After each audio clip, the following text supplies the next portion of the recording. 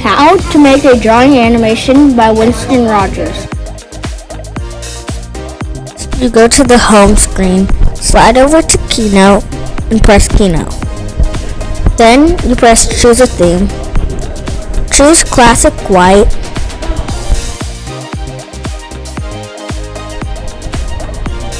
Delete the presentation title and delete presentation subtitle and make author and date smaller and move it to the corner. Then you hit on Images and hit Drawing. Then you can draw a circle and then hit Done. And then you can tap on it, hit Animate, and say Build in Line and Line Draw. Then tap on Line Draw. You can make it slow or you can make it fast.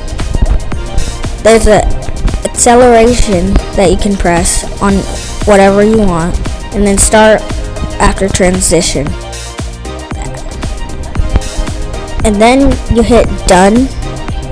And now I'm going to show you How to make a baby turtle by Winston Rogers. First, you draw the strawberry that the turtle is going to eat. Next, you make the body and the head for the turtle. And lastly, you make all the extra features like the tail, eyes, and shell.